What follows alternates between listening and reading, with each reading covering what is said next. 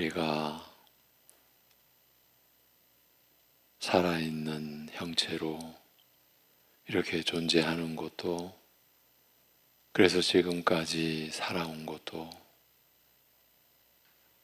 자연스러운 일이 아니요, 또는 우리의 힘이 아니라 전적으로 하나님의 은혜임을, 그 사실을 알게 하시고 그 은혜를 베풀어 주신 하나님을 바라보며 살도록 하여 주신 아버지 하나님, 오늘도 지난밤에 쉼을 주시고 또 깨어 새 날을 받게 하신 이 모든 것이 하나님의 하시는 일로 인해 하나님의 계획과 섭리 안에서 우리에게 주어진 새 날임을 오늘도 우리가 잊지 않고, 그래서 감사함으로 한날의 첫 시간 하나님을 찬양케 하시고 하나님을 우리가 구하게 하시고 그 은혜를 사모하는 우리의 마음을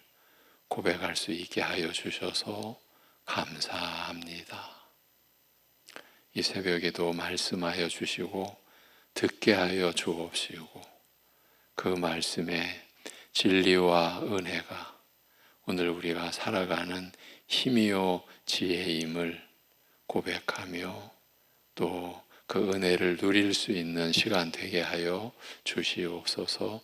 예수님의 이름으로 기도하옵나이다. 아멘. 로마서 9장 14절에서 16절 보시겠습니다. 로마서 9장 14절에서 16절입니다.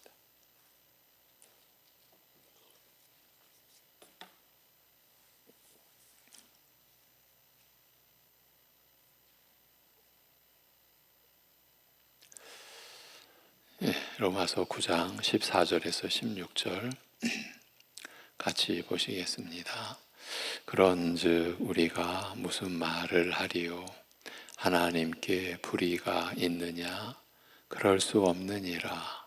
모세에게 이르시되 내가 긍휼히 여길 자를 긍휼히 여기고 불쌍히 여길 자를 불쌍히 여기리라 하셨으니, 그런즉 원하는 자로 말미암음도 아니요 다른 박질하는 자로 말미암음도 아니요 오직 긍휼히 여기시는 하나님으로 말미암음이니라.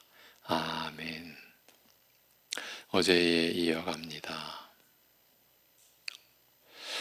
이스라엘의 본질을 결정하는 것이 하나님의 나라를 유업으로 상속받을 자, 그 이스라엘의 본질을 결정하는 것이, 그리하여 이스라엘이냐 아니냐를 판단하는 근거가 혈통 등 육적인 것에 있지 않고 오직 하나님의 주권적이고 무조건적인 선택과 심오한 영적 은혜를 입는 것에 있는 만큼, 육적 혈통에 따른 이스라엘 곧 유대인의 다수가 복음을 외면한다고 해서 그것이 곧 이스라엘의 실패는 아니며 하나님의 말씀, 즉 하나님의 허다한 약속과 예언이 실패하였다고 말할 수도 없게 됩니다.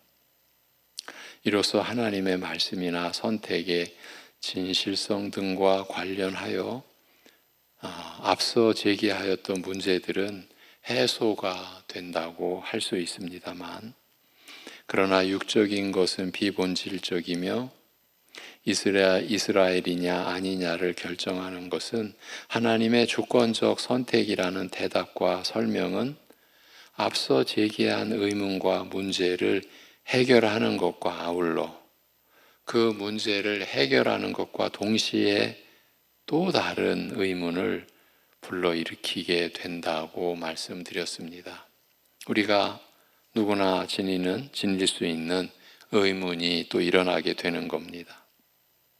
이스라엘이냐 아니냐를 결정하는 것이 하나님의 주권적 선택이라는 말은 이런 결정이 사람의 뜻과는 전혀 상관없이 오직 하나님의 뜻에 따라 이루어진다는 뜻입니다. 아브라함의 약속을 유업으로 받느냐, 받지 못하느냐, 달리 말하면 구원의 은혜를 베푸시는 것과 그 은혜에서 배제하시는 것이 사람의 뜻과는 상관없이 오직 하나님의 뜻에 따른 것이라면 모든 것을 하나님 마음대로 행하시고 정작 구원을 받고 또 받지 못하는 당사자인 사람은 철저히 배제되는 셈이라. 이것은 사람을 완전히 무시하는 일방적인 횡포요 꼭두각시처럼 인간을 무의미한 존재로 만드는 것이 아닌가. 사람은 도대체 무엇이라는 말인가? 사람에게 자신의 뜻이나 역할이라는 것이 가능하며 있기는 한 것인가? 이런 의문을 피하기 어려울 것입니다. 이와 같이 하나님의 선택이 사람의 성품이나 행위와 상관없이 이루어진다는 것은 앞에서 말한 것보다, 먼저 제기됐던 문제들보다 더 심각한 내용, 더 심각한 문제를 안고 있습니다. 언뜻 상선벌악의 보응원칙, 사람의 행위에 대한 책임을 물으심, 더 나아가서 하나님 통치의 공의로우심을 완전히 무너뜨리는 것으로 보이기 때문입니다. 사람의 행위가 어떠하냐와 상관없이 이루어지는 선택은 이처럼 하나님의 통치의 공의로움과 그 책임 물으심의 공정성의 기반을 무너뜨리는 비윤리적인 것이라고 하여 어떤 사람들은 예정과 선택의 교리를 반대하는 경우도 없지 않습니다. 오늘 본문 말씀이 하나님께 불의한 것이 있느냐라는 반문으로 시작하는 것은 바로 이런 의문들을, 즉 하나님의 주권적이고 무조건적인 선택은 필연적으로 불의한 요소를 포함할 수밖에 없다는 이 다양한 의문과 항변을 의식한 때문이라고 할 수 있습니다. 다만 이런 의문에 대하여 바울 사도는 결코 아니라고 미리 대답함으로써 하나님의 주권적이고 무조건적인 선택이 불의에서 자유로울 수 없다는 의문과 의혹을 강력하게 부정한 다음 이제 그 이유와 설명을 제시하고자 합니다. 여기까지가 어제까지 말씀드린 내용입니다. 여기서 이어갑니다. 오늘 정말 우리는 중대한 내용을 이제 맞이하게 됩니다. 다루게 됩니다. 어제 말씀을 끝내면서 제가 예전에 신학 훈련을 받을 때 은사님 한 분에게서 받은 그 내용 말씀을 드렸죠. 바로 그 내용입니다. 먼저 하나님의 영광을 보여달라는 모세의 요청에 따라 하나님께서 친히 모세에게 자신의 이름을 외쳐 알리신 내용. 하나님의 영광을 보여달라. 출애굽을 감당하는 모세가 그렇게 요청하자 여호와께서 친히 모세에게 자신의 이 이름을 외쳐 알리신 내용, 즉 나는 내가 은총을 베풀고자 하는 자에게 은총을 베풀며 내가 긍휼히 여기고자 하는 자를 긍휼히 여기노라고 하신 이 출애굽기 33장 19절, 이 말씀을 인용하여 바울은 대답하고자 합니다. 금송아지를 만들어 섬김으로써, 그러니까 약속의 산에 올라가 40주야를 하나님 앞에 모세가 있는 그 날 동안 산 아래 이스라엘 백성들은 금송아지를 만들었습니다. 그래서 금송아지를 섬김으로써 하나님을 반역한 이스라엘을 위해 은총을 구하면서 하나님께서 이스라엘을 멸하시겠다. 그리고 모세를 통하여 새로운 이 약속의 백성을 세우겠다 이렇게 말씀을 하시자 모세가 우리식으로 말하면 그냥 매달리는 거죠. 하나님 이렇게까지 그래야 하시면 아니 되는 것 아닙니까? 이렇게까지 그렇게 이스라엘을 위해 은총을 구하면서 하나님의 영광을 보여달라고 구하는 모세에게 하나님께서는 은총과 긍휼을 베푸시는 분임을 알리신 사실을 상기시키고 있는 것입니다. 그러니까 여기서도 그 창세기에 이어 출애굽의 역사에 그 안에 기록된 말씀을 지금 가지고 대답을 하고 있는 거예요. 그런데 여기서 주목해야 할 것은 단순히 나는 은총을 베풀며 긍휼히 여기는 하나님이라 이렇게 말씀하시는 대신 나는 은총을 베풀고자 하는 자에게 은총을 베풀며 긍휼히 여기고자 하는 자에게 긍휼을 베푸시는 이라고 말씀하심으로써 은총과 긍휼 베푸심이 그의 원하시는 뜻에 따라 이루어지는 것임을, 즉 하나님의 기뻐하시는 뜻에 따라서 베푸시는 것임을 알리고 있다라는 것입니다. 하나님께서는 은혜를 베푸시되 오직 그가 기뻐하시고 원하시는 뜻에 따라서 베푸시는 것입니다. 이렇게도 볼 수가 있습니다. 그저 그냥 자동적으로 자연스럽게 베풀어지는 은혜가 절대 아니라는 겁니다. 하나님께서 은혜를 베푸시되 오직 하나님께서 기뻐하시는 그 뜻을 따라 원하시는 뜻에 따라서 베푸신다. 이 점을 모세에게 밝힌 거예요. 바울은 이 점을 인용한 것이에요. 구원의 은혜를 베푸실 대상, 그 구원받을 자를 택하시는 일에 있어서 주권적이며 무조건적인 것은 불의한 일이라 공의롭지도 공정하지도 않다는 비난에 대한 대답으로 이 말씀을 인용하였다는 것은 한편으로는 이런 은혜를 베푸시는 것이 오직 하나님의 뜻에 따른 것임을 알리는 것과 아울러 무엇보다 먼저 이런 선택 자체가 하나님의 은총과 긍휼에서 나온 것임을 알리기 위해서라고 할 수 있습니다.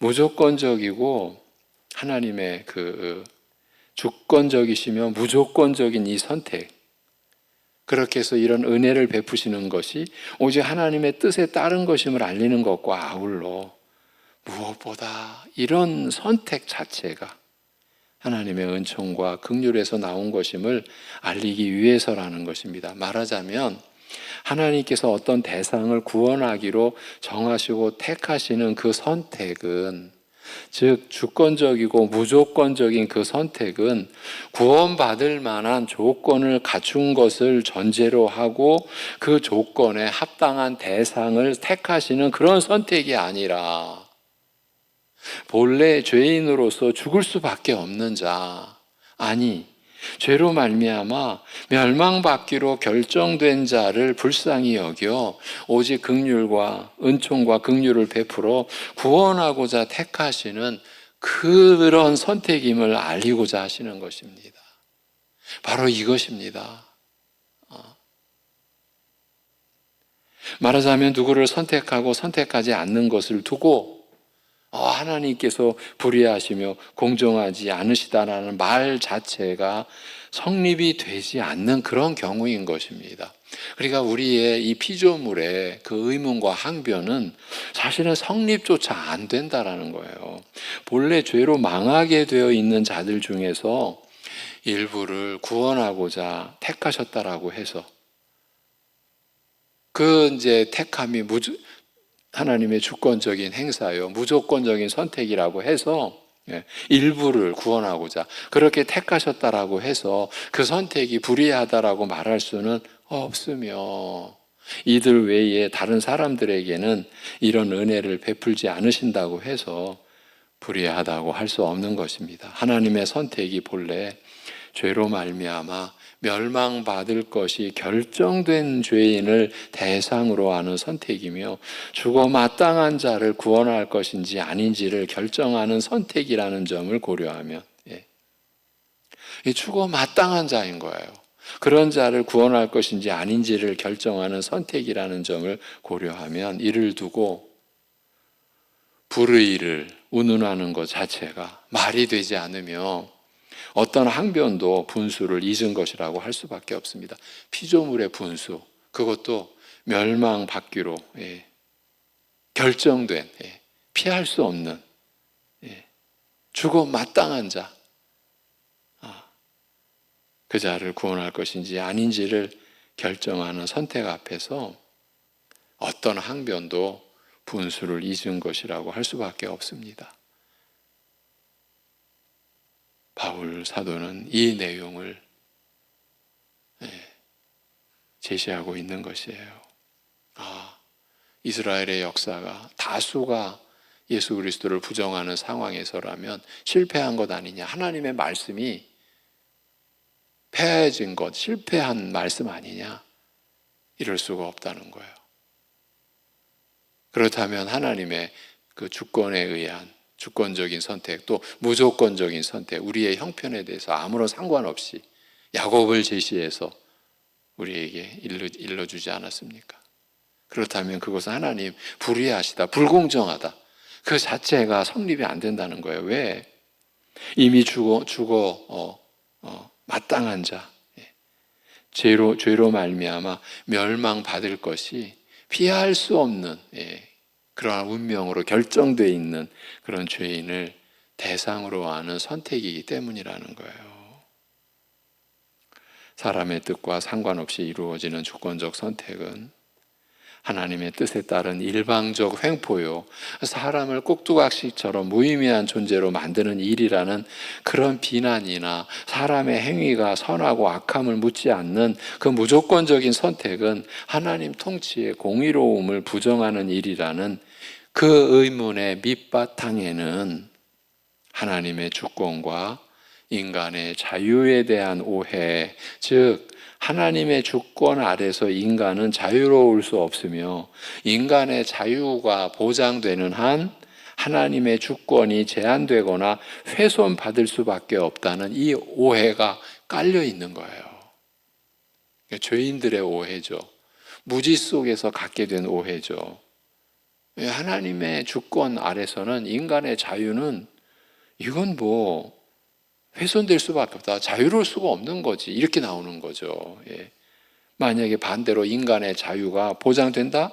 그러면 당연히 하나님의 주권은 제한될 수밖에 없지 않느냐. 이런 오해가 깔려 있는 거예요. 그러나 사실을 말하면 하나님의 주권과 사람의 자유는 상충하는 것이 아니며 부딪히는 것이 아니며 오히려 밀접한 관계가 있습니다. 사람의 자유라는 것 자체가 하나님께서 사람을 창조하시면서 그 기뻐하시는 뜻대로 부여하신 존재 질서이기 때문입니다. 여러분, 우리는 아담이 범죄하여 온 인류가 그 죄악 가운데 거하게 된 것을 이제 우리가 알게 됐습니다. 그래서 또 사람들이 이런 또 항변을 합니다. 그러면 아담을 지을 때 전능하시다며, 전지전능하시다며, 그러면 죄 안 짓게 지었으면 됐잖아. 이렇게 또 나옵니다. 기가 막힌 거죠. 그렇게 되면요, 에덴에 있는 모든 나무의 실과는 내가 임의로 먹되 선악을 알게 하는 나무의 열매는 먹지 말라. 먹는 날에는 정령 죽으리라. 그 언약이, 그 계명이 무슨 의미가 있습니까? 왜 그 계명을 주셔야만 했습니까? 죄 안 짓게 그렇게 본래 지으셨다면, 그렇게 지으신 상태에서는 그런 언약, 그런 계명이 순종이냐 불순종이냐 아무 의미가 없는 거예요. 여러분에게 여쭙고 싶습니다. 인격적인 존재입니까? 그렇게 지으셨다면 우리가 늘 얘기하는 그게 기계적인 존재 아닙니까? 우리의 믿음은 기계적인 게 아니라고 했습니다. 우리가 받는 은혜도 기계적인 은혜가 아닙니다. 내가 은혜 받았다 그러면 나는 아무 생각 없이, 나는 그냥 가만히 있어도 그 은혜가 그냥 자동적으로 나를 선하게 거룩하게, 절대 아니라고 그랬습니다. 근데 우리는 그런 착각을 합니다. 은혜 충만하면 내 의사와 상관없이, 죄와의 싸움과 전혀 상관없이 나는 그저 죄 안 짓고 의롭고 거룩하고, 이게 우리의 오해, 이게 죄가 또 사단이 주는 거짓 것이죠. 사람을 하나님의 형상으로 지었다. 그러니까 우리도 영적인 존재로 지으셨다는 거예요. 하나님의 형상. 그 영적인 존재가 인격적인 존재라는 본질을 담고 있다. 성경이 그것을 일깨워주고 있지 않습니까? 그러니까 사람의 자유라는 것 자체가, 그러니까 인격적인 존재로 지음받아서 사람 안에 자유의지가 주어졌다라는 것 자체가 하나님께서 사람을 창조하시면서 그 기뻐하시는 뜻대로 부여하신 존재 질서이기 때문입니다. 인간의 자유 자체가 하나님께서 세우신 존재 질서인 만큼 하나님의 주권에 본래 근거를 두고 있으며, 오히려 하나님을 떠나서는 그의 기뻐하시는 뜻을 따라 세우시고 유지하시는 하나님의 주권적 질서를 떠나서는 자유 자체도 존재할 수가 없는 것입니다. 하나님의 주권과 사람의 자유 사이에 이 신비로운 관계는 사람의 지혜가 접근할 수 있는 범위를 벗어나며, 굳이 설명한다면 이미 여러 번 말씀드린 바와 같이 하나님께서 사람을 그의 형상대로 고귀한 존재로 지으시고 인격적 존재로서 선택의 자유를 누리며 책임을 지게 하신 일과 관련하여 설명할 수 있을 것입니다. 이 내용이 창세기 2장의 내용입니다. 여러분, 창세기 2장 16, 17절, 선악을 알게 하는 나무의 열매는 먹지 말라. 먹는 날에는 정령 죽으리라. 먹고 안 먹고를 선택할 수 있게 하셨어요. 그리고 그 선택의 자유와 함께 그 책임을 지게 하셨어요. 이렇게 인간을 인격적 존재로, 사람의 존재 자체에 자유라는 이 특성을 하나님께서 그 기뻐하시는 뜻대로 창조하시면서 부여해 주셨어요. 이게 존재 질서예요.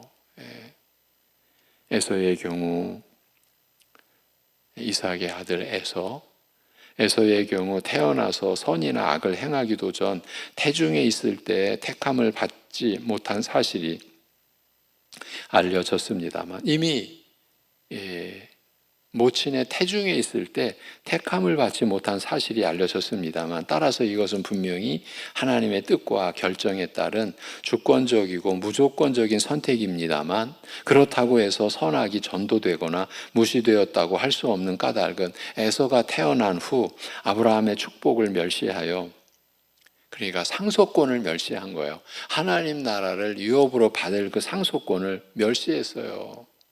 그래서 팥죽 한 그릇에 장자의 명분을 팔아 넘겼으며, 그가 회개할 길을 얻지 못한 것은 이 망령된 행동과 깊은 관계가 있다고 신약의 히브리서가 밝히고 있기 때문입니다. 히브리서 12장의 기록입니다. 하나님의 선택과 그것이 당사자에게서 실현되는 과정 전체를 살펴보면 하나님의 주권적 선택과 아울러 에서의 망령된 행실이 함께 개입함으로써 불의한 처사라는 비난의 가능성을 차단하고 있는 것입니다. 본문 16절, 그러므로 원하는 자로 말미암음도 아니요 달리는 자로 말미암음도 아니요 다만 긍휼히 여기시는 하나님으로 말미암느니라고 합니다.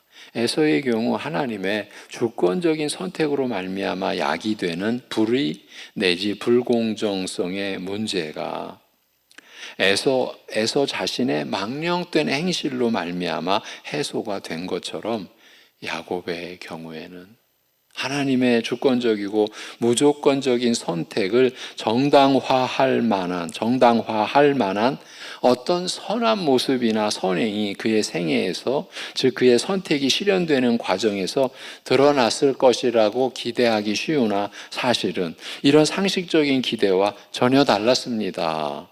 에서는 자신의 망령된 행실로서 그가 선택받지 못한 것이 정당함을 스스로 증명하였다고 한다면, 야곱의 경우 선택받은 자로서 합당한 모습을 나중에라도 보여주었으리라고 기대하게 되나 사실은 이와 정반대였습니다.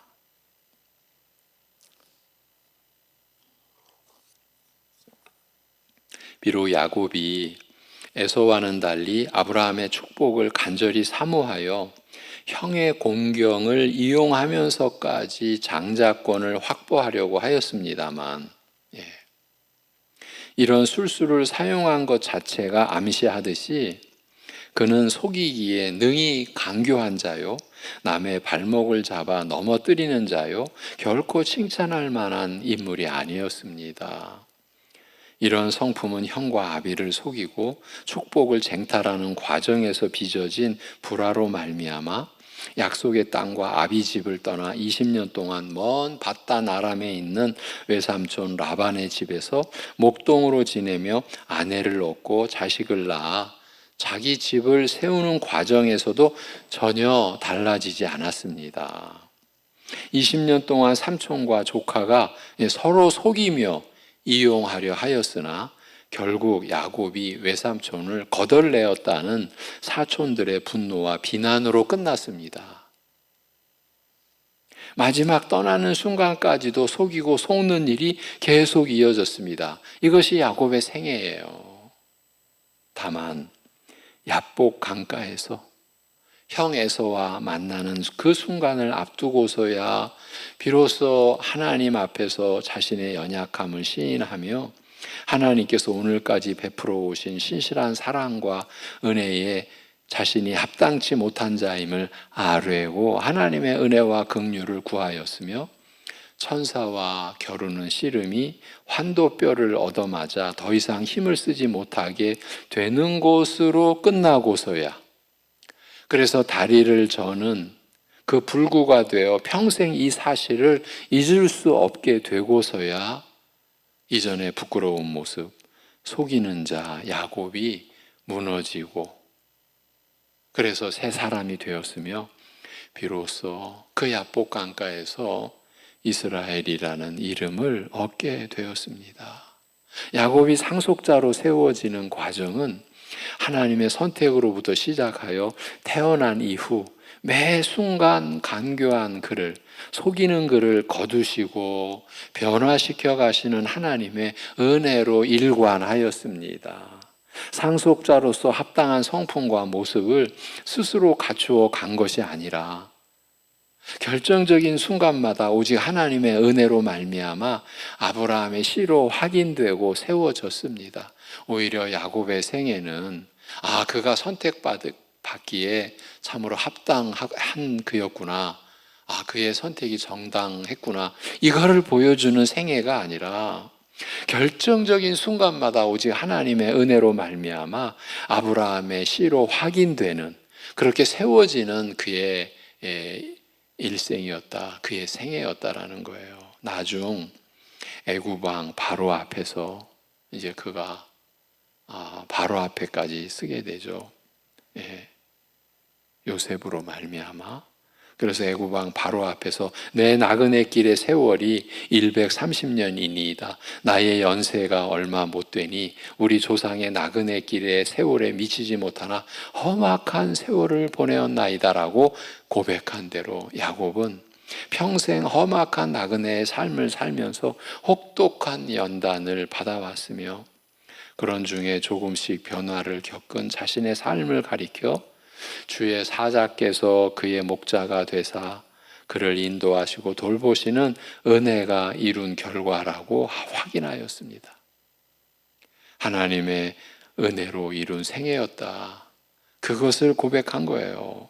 거짓과 술수로 남의 발목 잡기에 능한 야곱이 상속자로 택함받은 것은 그의 어떤 조건과도 상관없이 오직 하나님의 기뻐하시는 뜻을 따라 이루어진 무조건적인 선택이었습니다. 비록 아브라함의 축복을 간절히 사모한 나머지 온갖 술수와 거짓을 동원하여 인간적인 방법으로 얻고자 필사적인 노력을 기울였습니다만, 이런 야곱의 다름질과 그의 노력이 그를 상속자로 세운 것은 아니었습니다. 야곱이 비록 약속을 사모하고 원하였으며 수단 방법 가리지 않고 이 약속을 얻고자 힘써 노력하였으나 스스로 약속을 받을 자격을 증명하지 못하였습니다. 자기 힘으로 얻고자 애를 쓰면 쓸수록 오히려 상속자로서 적합하지 못한 사실이 더욱 분명하게 드러났을 뿐이며 야곱의 생애는 시종 자격 없는 자가 오직 하나님의 긍휼과 은혜로 상속자로 세워져 간 그 과정이었습니다. 수단 방법 가리지 않고 원하는 바를 얻고자 하던 그 부패한 성품은 그의 옛사람이 야복 강가에서 천사와 씨름하는 도중에 환도뼈를 얻어맞고 무너지고 난 다음에 비로소 변하기 시작하였으며 온갖 환난과 어려움을 겪으면서 심지어 아들 간의 반목으로 요셉이 노예로 팔려가고 형제가 또 형제를 죽이려고 한 것 아닙니까? 그렇게 요셉이 팔려가고 이 아들이 죽은 줄로 알고 수십 년간 슬픔으로 지내는 고통까지 겪으면서 점차 아브라함에게 약속하신 그 나라를 유업으로 받을 상속자의 모습으로 빚어져 갔습니다.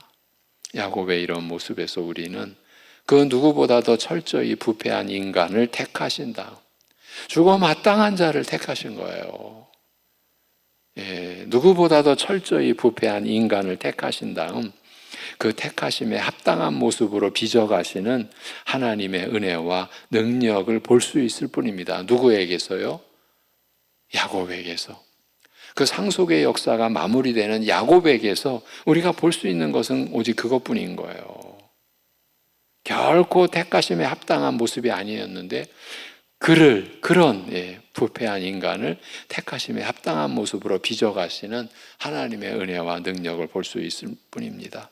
그리고 이런 야곱의 선택이 그의 생애에서 실현되는 과정을 두고 하나님의 처사가 불공정하다, 불의하다라는 말을 감히 더 이상 꺼내지 못하게 됩니다.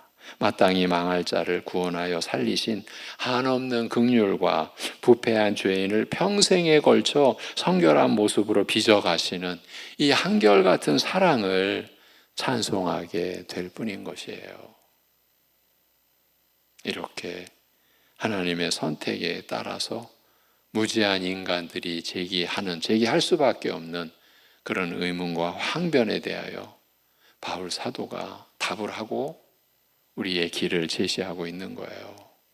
기도하겠습니다. 하나님 아버지, 야곱의 생애가 바로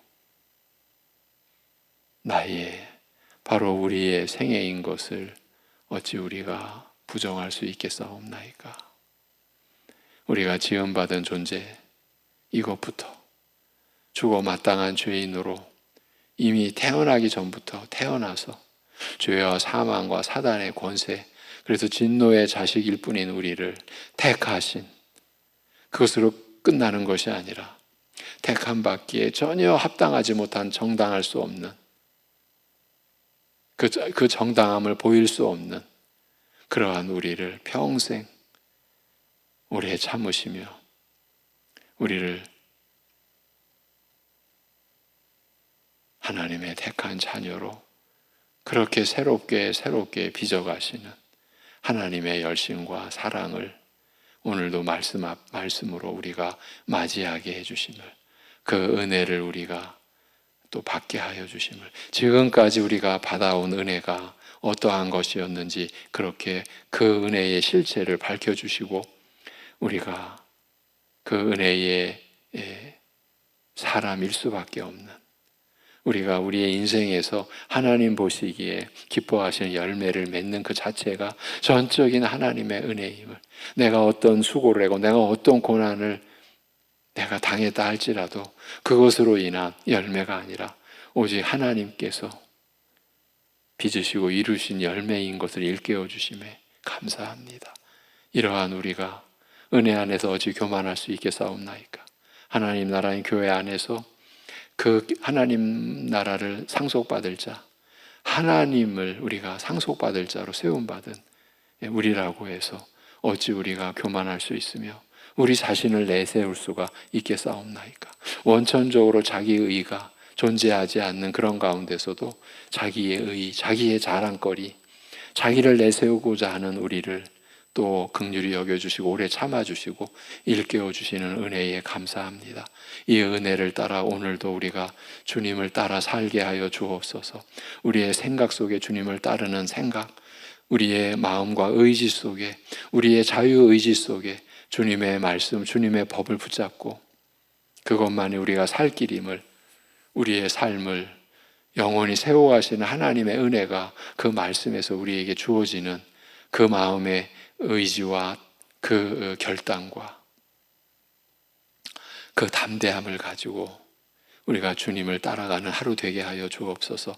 이러한 선한 의지가 일어나는 것 자체가 하나님의 은혜라는 것에 대해서 추워도 우리가 착각하거나 오해하지 않는 그러한 마음의 상태를 주님께서 우리 주장하여 주시고 인도하여 주옵소서. 아버지 하나님, 이 한 주간도 우리가 주님의 은혜 안에 왔습니다.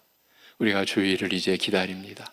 말씀의 역사를, 말씀의 또 은혜를 우리가 사모하며 한 주간을 정리하는 그러한 주말을 맞이하고 주님을 우리가 바라듯 재림하시는 주님을 우리가 만나 새하늘과 새 땅의 그 완전한 안식과 영원한 그 화평의 그 날을 우리가 바라듯 주의를 우리가 기다리고 구할 수 있는 심령들 되게 하여 주시옵소서. 어떠한 처지, 어떠한 어려움과 공경 속에서도 주님이 우리와 함께 하시는, 우리를 떠나지 아니하시는, 우리를 버리지 아니하시는 그 약속 말씀, 약속의 말씀 안에서 우리가 하루하루 우리가 거할 수 있게 하여 주옵소서. 이 모든 것을 감사드리며 주 예수 그리스도의 이름으로 기도하옵나이다. 아멘.